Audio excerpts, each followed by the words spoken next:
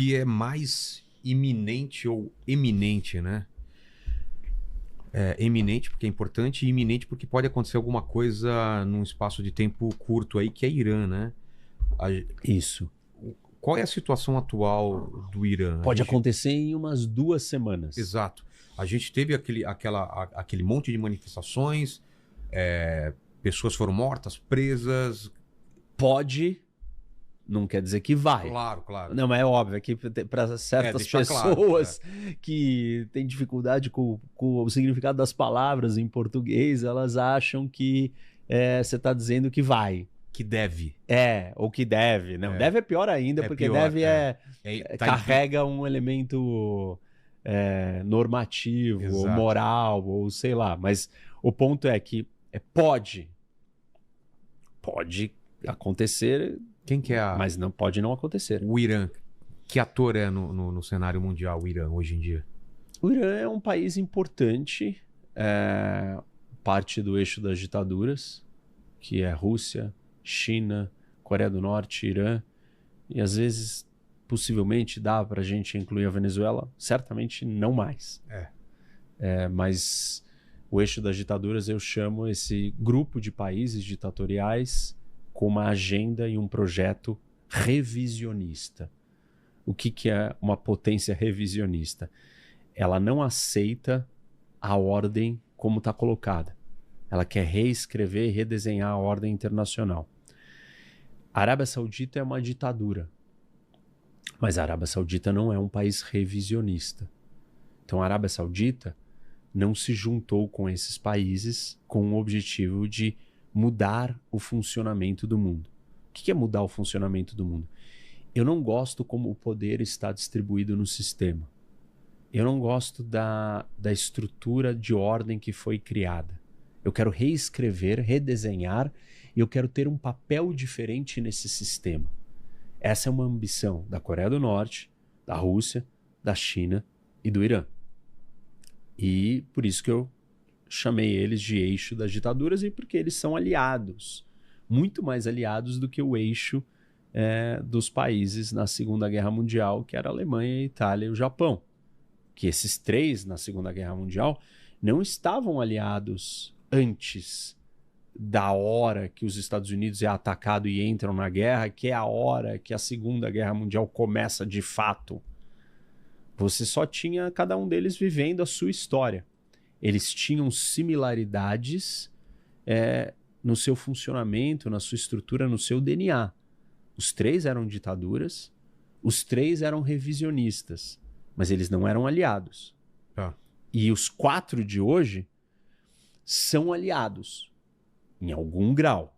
Sim. Eles não estão dispostos a fazer tudo para salvar o outro. Tanto que nem a Rússia nem a China fizeram nada para salvar a Venezuela. E o Irã. Agora. Até agora, né?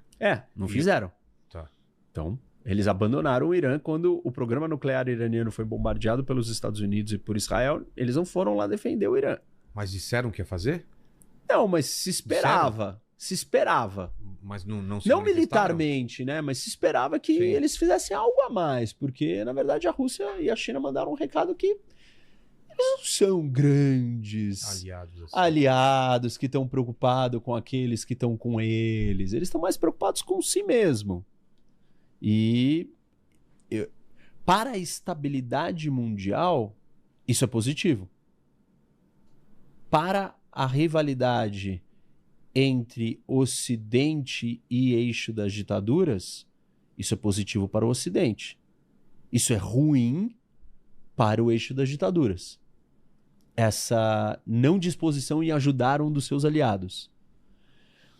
É claro que o eixo das ditaduras avançou e conquistou outros espaços e outras supostas vitórias contra o seu rival, o Ocidente. O Afeganistão não entra nesse eixo? Não, porque o Afeganistão é um país assim... relevante. Sentido... ele não tem força nenhuma. A não ser que você considere ele na época da Guerra ao Terror. Mas quem que tem bomba nuclear estaria disposto a ceder pro Irã? O quê? Ceder a bomba? Assim, nenhum deles, nem a China, nem a Rússia, quiseram entregar a bomba atômica direto para o Irã. E não acredito que a Coreia do Norte também faria isso, entregar uma bomba pronta. O Paquistão, sim. Não Ou para o não? Irã. Não? Não para o Irã. Entregaria para a Arábia Saudita. Tá. Esse acordo existe até. Ah, é? É. Mas não para o Irã. E recentemente a gente teve até uma briga entre Irã e Paquistão. É mesmo? Um jogou míssil no outro e tal. Então eles não são... Não, eles têm alguns problemas, algumas tensões. Tá. O Paquistão não daria uma bomba, mas parte da proliferação nuclear, da distribuição da tecnologia da bomba veio de um general, de um cientista militar paquistanês que foi um grande difusor dessa tecnologia, saiu ela vendendo ela para o mundo e vendeu partes desses projetos para o Irã também, entregou para o Irã. Mas aí não é o Estado paquistanês fazendo isso, né? É que esse que é o problema, né? Esses países, quando você fala o Estado, é complicado, eles não são uma estrutura sólida, consistente, única. Você tem um monte de gente lá dentro que toma conta do Estado, sequestra o Estado e fala, agora o Estado é meu, com o seu projeto pessoal, político, ideológico, do seu grupo, da sua turma. A Revolução Islâmica é isso. É um grupo de islamistas, radicais que tomaram o poder. Existem outras facções dentro do Irã que provavelmente não iam querer ter a bomba. Outros grupos políticos e assim por diante. Então, o Irã é relevante, ele é um país grande, né? Uma civilização antiquíssima, a civilização persa, é um território bem grande, tem bastante petróleo, tem uma cultura milenar, são muito inteligentes, uma história de um povo muito rica e 92 milhões de habitantes. E é um dos grandes países do Oriente Médio. E já foi um dos grandes impérios do mundo. Então, é um país importante. E ele tem uma revolução, uma história de uma revolução islâmica que também tem um papel importante no mundo. Se a gente pensar, né? Revolução Francesa, Revolução Americana, Revolução Russa. A Revolução Iraniana, ela também tem uma representação histórica no mundo relevante. Talvez não para um resultado positivo, mas não é de se descartar o que essa revolução trouxe, porque é uma revolução no coração do Oriente Médio, uma revolução islâmica que parou de pé, que está há muito tempo ali, e ela quebrou com uma monarquia absolutista que tinha muito poder. E você tem meio que várias outras monarquias absolutistas no Oriente Médio que não caíram. Além das monarquias, você tem também as ditaduras seculares, que também não caíram. Então, o projeto iraniano, ele foi bem sucedido. Não é que ele foi bem sucedido num país pequeno, como a Jordânia ou a Síria. Ele foi bem sucedido num país gigantesco. E isso tem um peso. Isso é uma força de influência dentro do Oriente Médio, da história das civilizações ali da região, e dos povos e das sociedades. Então, o Irã tem um papel muito relevante, ainda mais que o Irã tem um projeto de poder regional, tem uma expansão toda, construiu uma rede de alianças, sabe? Fez um monte de coisas que coloca ele num lugar relevante geopoliticamente, como uma força da região. Seja no Iraque, seja no Iêmen, seja no Líbano, seja na Síria, seja com as suas proxies, né, com o seu eixo da resistência, todas essas coisas que todo mundo já está cansado de ouvir, sabe, né? Que é de Houthis, a Hezbollah, a milícias no Iraque, a participação da Guarda Revolucionária interferindo e mexendo com todos os países da região.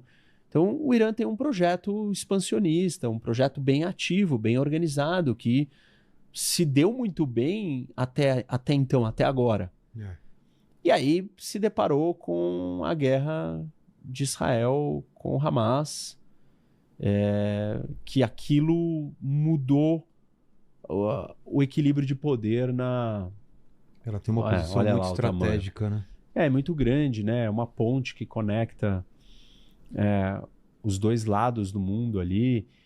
E o Irã ele está colocado também como não só uma ponte que leva, né, o resto da Ásia para o resto do Oriente Médio, né? Ou seja, conecta o Afeganistão, o Paquistão com o Iraque, Kuwait e Turquia, mas ele também liga o Cáspio, o Mar Cáspio, que é aquele mar fechado ali em cima onde está o Azerbaijão, no norte do Irã, Turcomenistão e tal, com o Golfo Pérsico. Duas das grandes áreas de petróleo do mundo. O Cáspio é um dos grandes produtores de petróleo. Tem muito petróleo no Mar Cáspio, um mar fechado. E o Golfo Pérsico é onde passa todo o petróleo que sai de todos os outros países ali do Golfo e do Oriente Médio, Arábia Saudita, Emirados, Catar e tal. Então, o Irã tá bem localizado, é importante, é relevante, tem uma ideologia muito forte, construiu uma presença geopolítica bastante expansionista, criou problemas para muitos países e começou a ser enfraquecido por Israel no contra-ataque depois do 7 de outubro. E tudo isso chegou num ponto de culminação que foi o momento, depois de décadas, que Israel decidiu que tinha que fazer um movimento contra o programa nuclear iraniano. E foi nessa hora que o Trump entrou na história e decidiu fazer esse ataque. E aí o ataque foi bem sucedido. Resolveu tudo? Não, não resolveu. Senão os Estados Unidos não estaria negociando com o Irã um programa nuclear, porque sabe que o Irã pode retomar o seu programa nuclear. Então hoje, né, até alguns dias aí, a gente estava tendo negociações que não deram certo. E essas negociações é para o Irã não continuar tendo um programa nuclear. Então esse problema não foi resolvido. Mas o Irã está enfraquecido. Ele perdeu as suas milícias, ele perdeu o Assad na Síria, Hezbollah está muito enfraquecido, os Houthis, talvez um dos únicos ali que sobraram um pouco melhor, mas também estão mais fracos. As milícias no Iraque estão mais preocupadas com as instabilidades e os problemas que estão acontecendo dentro do Iraque. Foi atacado por Israel, o seu programa nuclear foi parcialmente destruído. O Irã está num lugar pior. E isso provocou a ascensão de um monte de protesto. A população iraniana, ao longo de muitos anos, assim, a gente tem nos anos 90 um movimento de reforma, insatisfação popular, e aí você tem algumas mudanças, aí depois você tem em 2009, antes da Primavera Árabe, o primeiro país que enfrentou uma Primavera Árabe, que não era árabe, era uma Primavera Persa, foi o Irã, na Revolução Verde, acabou não virando nada, e no resto dos países virou, ou seja, o Irã foi mais efetivo, mais violento, mais repressor, conseguiu segurar, né, conter os protestos. Aí depois você tem 2019, protestos de novo, depois você tem em 22, depois você tem em 23. Todos esses protestos, em cada um desses momentos, eles seguiram um grupo, uma lógica, um estopim, um gatilho diferente. E dessa vez a gente assistiu protestos que meio que juntou todos os grupos, todos os setores da sociedade iraniana, até aqueles grupos que não eram contra o regime. E tudo isso surgiu de uma forma orgânica, não tem uma liderança por trás. Ah, não? Não. A insatisfação popular, a questão econômica, a inflação, 50% de inflação, alguns alimentos chega a 70%, a desvalorização da moeda, a corrupção, a hipocrisia dessas lideranças e desses governantes que pegam os filhos e os filhos moram viajando pelo mundo, Europa, sei lá, em vários lugares, gastando um monte, vivendo vidas, postando nas suas redes sociais e os iranianos ali. Então, tudo isso, né, tá cansando e tá chegando num momento de saturação. Quase que uma tempestade perfeita para o regime cair, mas o regime ainda controla a violência, a força e as armas. E as pessoas têm que estar dispostas a morrer. E essa não tem fórmula mágica. E tem gente morrendo.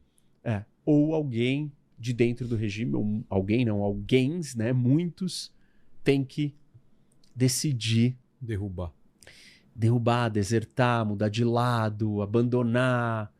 E se a gente olhar para a Guarda Revolucionária, que é a estrutura com mais força, porque controla o uso da força, se você pegar o topo da Guarda Revolucionária, é uma velha guarda, de gente mais velha, e esses caras são muito fiéis ao regime. E serão. A expectativa, o sonho, a possibilidade é que a galera, num escalão mais abaixo, mais jovem, fale, pô, mas eu não tô tão atrelado. Ok, pode ser que eu perca um pouco, mas talvez eu possa ganhar, ou eu não aguento mais isso daqui. Então existe essa possibilidade, né? Esse é o sonho, isso tem que acontecer. Isso não aconteceu até agora. E o Trump, né, tem se envolvido no assunto, falado sobre o tema. Eu vou fazer alguma coisa. Eu não acho que ele está fazendo isso porque ele está preocupado necessariamente com os manifestantes iranianos. Mas ele está preocupado em enfraquecer o regime teocrático dos ayatolás / guarda revolucionária iraniana. Isso é do interesse americano. Isso é do interesse nacional. Esse é um objetivo geopolítico para os Estados Unidos bastante importante. E para a região também. Então, derrubar o regime seria bom.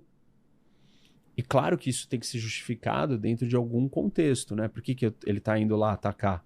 Ele precisa de uma justificativa. E o massacre aos manifestantes pode ser uma justificativa para ele levantar essa bola politicamente e ir lá agir.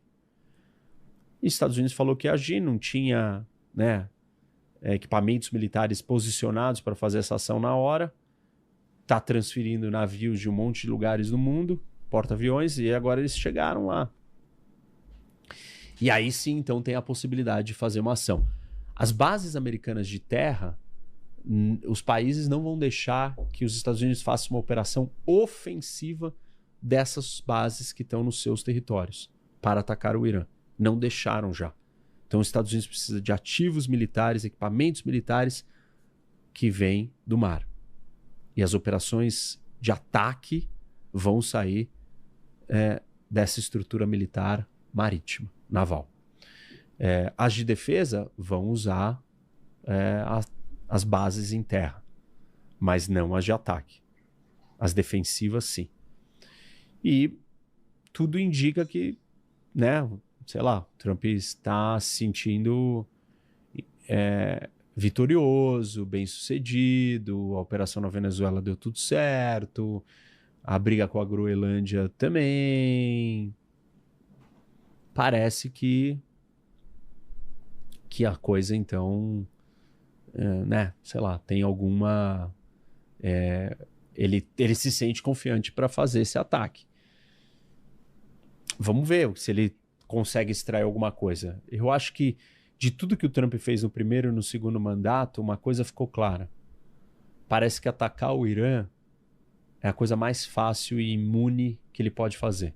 Porque no primeiro mandato ele matou o Soleimani, que era o líder da Guarda Revolucionária. No segundo mandato, ele foi lá e atacou as instalações nucleares. Aí ele fez uma operação na Venezuela, bem sucedida, e agora ele está falando de novo em atacar o Irã novamente. Então me parece que fazer algo contra o Irã, ele já entendeu que não tem ônus, só tem bônus. Porque ele põe ali, né, nas credenciais dele, eu resolvi mais esse problema, eu enfraqueci o Irã. E aí você me perguntou há um tempo atrás, né, na conversa, tem alguma coisa que a gente não está vendo do movimento do Trump? Existe uma coisa que ele não explicita, ele não pronuncia, mas todos esses movimentos, eles de alguma maneira também tentam enfraquecer ou dificultar a vida da Rússia e da China. Ele tenta fazer isso, ele não está falando, porque se ele falar isso, aí ele escancara demais, ele cria um embate muito direto com a China, né? E com a Rússia também. Então, ele faz um jogo mais disfarçado, não é que ele quer falar tudo o que ele vai fazer. Nesse assunto ele não fala. Ele só vai dando pequenos passos, pequenos movimentos. Esses movimentos, eles atrapalham, sim, a vida. Não é só que ele só faz coisas para atrapalhar. Lembra o que eu falei antes? Tem coisas que ele faz que deixam a Rússia mais segura, ou mais confiante, ou mais ousada. E vice-versa com a China. Quando ele diz que ele não sabe, que os Estados Unidos não tem uma obrigação em defender Taiwan, ele está dando um recado para a China. Mas, ao mesmo tempo, ele dá um recado contraditório também quando ele não para de vender armas para Taiwan. E quando ele fez a maior venda de armas agora no começo do ano. E por isso que a China fez um grande movimento, um grande exercício militar em volta de Taiwan. Então, ele faz os dois sinais. Ele não fica só num lugar, entendeu? Ele se movimenta. E são sinais ambíguos e trocados. Porque eu não acho que isso é uma estratégia simples. Eu acho que isso é dúvidas até onde ele pode ir. Ele quer ter uma saída. Ou ele muda de opinião também. Mas eu acho que essa rota tem da chances... seda passa pelo Irã? Passa num determinado momento, ela se conecta por ali. Pode ser um lugar de saída ao Irã. Ela não é uma rota que ela foi inteira construída e não existia. Ela se conecta às infraestruturas locais que já existem. Ela constrói trechos de conexão às rotas do Irã. Já existia a estrada ali no Irã e ele fala, precisa construir essa ligação daqui ou essa ponte daqui. Tá bom. Alguns pedaços são grandes obras imensas, outros são coisas pequenas.